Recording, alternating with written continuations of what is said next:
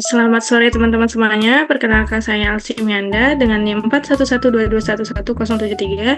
Di sini saya akan mempresentasikan hasil Project Equity Analysis Report saya, yaitu pada PT Adaro Energi Indonesia Tbk dalam periode 2019 hingga 2023. Kita langsung saja ke profil perusahaannya, yang mana pada PT Adaro ini kode emitennya yaitu Adro dengan sektor dalam bidang energi dengan subsektornya yaitu minyak, gas, dan batubara. Nah, ada 3 kegiatan usaha. Yang pertama Adaro Energi, Adaro Mineral, dan juga Adaro Green. Kita langsung masuk ke topik selanjutnya, yaitu terkait tentang aksi korporasi. Yang pertama ada perkembangan kapitalisasi pasar. Ada 2 poin dalam perkembangan kapitalisasi pasar. Yang pertama pencapaian IPO di tahun 2008. Salah satu IPO terbesar di Indonesia dengan nilai 12,2 triliun rupiah atau senilai 1,3 miliar dolar. Nah, kapitalisasi pasarnya di tahun 2023 yang mana mengalami penurunan sebesar 37%. Kita langsung aja masuk ke rapat umum pemegang saham tahunan atau RUPST.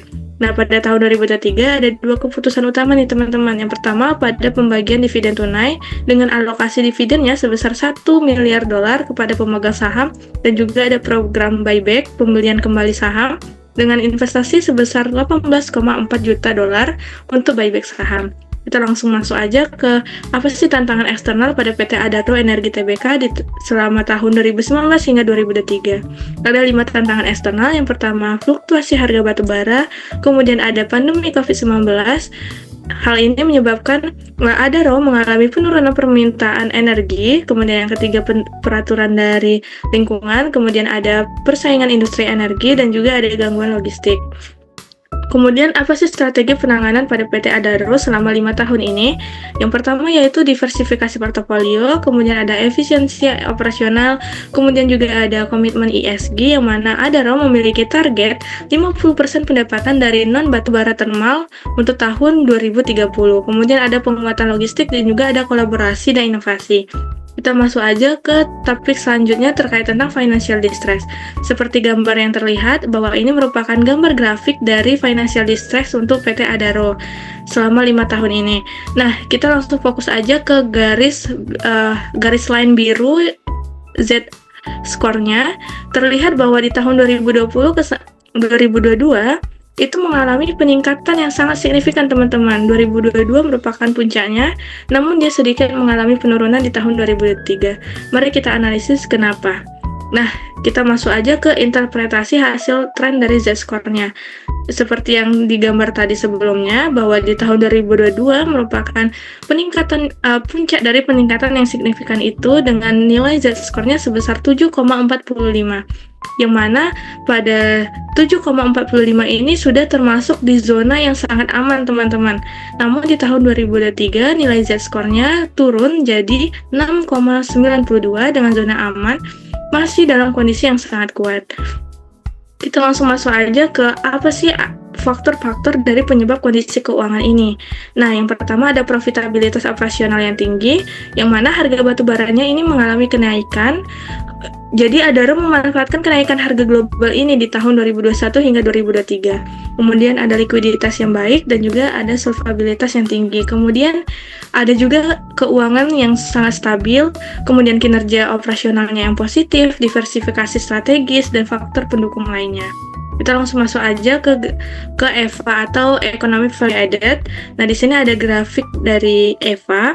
Yang di sini kita fokus ke IC-nya. Ternyata di IC dia mengalami peningkatan setiap tahunnya. Namun di bagian EVA dia mengalami fluktuasi teman-teman. Di tahun 2020 2021 dia hanya sedikit mengalami kenaikan. Namun di tahun 2021 hingga ke 2022 dia sangat naik secara signifikan dan kemudian dia turun lagi di tahun 2023. Nah, kita langsung analisis saja kenapa. Kita langsung masuk ke tabel perhitungan EVA-nya. Nah, di tahun 2020, 2022, dan 2023 itu sudah saya tandain dengan warna merah, hijau, dan kuning. Di warna merah itu saya tandain dengan zona yang berada di zona yang tidak aman, hijau berada di zona aman, dan juga kuning berada di zona yang rawan. Nah, kita langsung ke tahun 2020 aja nih. Ternyata di tahun 2020 dia sangat mengalami penurunan, teman-teman. Dapat kita lihat di tahun 2019 dia EVA-nya senilai $152.836, namun di tahun 2020 hanya $4.667, teman-teman. Nah, hal itu disebabkan karena meskipun terjadi penurunan yang signifikan, nah pada Nopatnya ini mengalami penurunan yang signifikan. Hal itu diakibatkan karena dampak pandemi COVID-19 kemarin, teman-teman, yang mana menyebabkan penurunan harga batubara global dan berkurangnya permintaan energi. Namun EVA-nya tetap positif. EVA positif ini tetapi lebih rendah dibanding tahun 2019, artinya meskipun perusahaan masih mampu menciptakan nilai tambah, produktivitas modalnya itu melemah, teman-teman. Jadi jika tren ini terus berlanjut, maka ada resiko EVA menjadi negatif di masa depan. Nah, tapi jika kita lihat di tahun 2021, ternyata EVA-nya itu meningkat, teman-teman. Kenaikan EVA yang sangat signifikan ini menunjukkan bahwa perusahaan mulai kembali menciptakan nilai yang lebih besar untuk pemegang saham.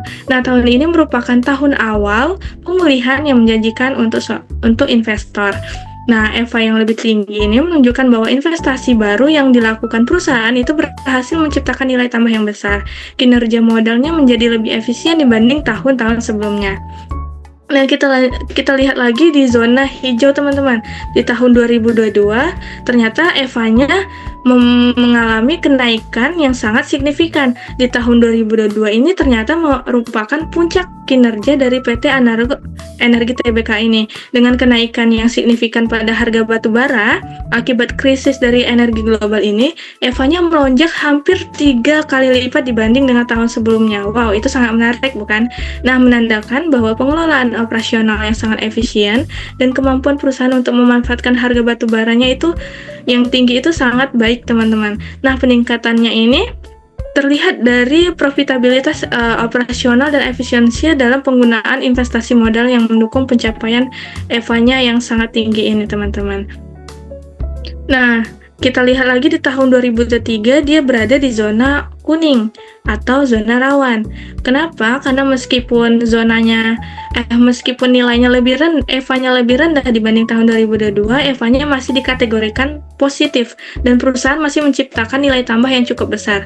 Ini menunjukkan bahwa meskipun ada upaya investasi, hasilnya masih belum optimal, teman-teman, karena terjadi tekanan dari harga pasar. Tahun ini lebih berfokus pada konsolidasi dan keberlanjutan dibandingkan ekspansi yang agresif. Nah, peningkatan IC yang kita lihat ini yang sangat signifikan menunjukkan bahwa perusahaan ini berfokus pada ekspansi dan investasi untuk mendukung pertumbuhan jangka panjang yang membawa pada biaya modal yang tinggi.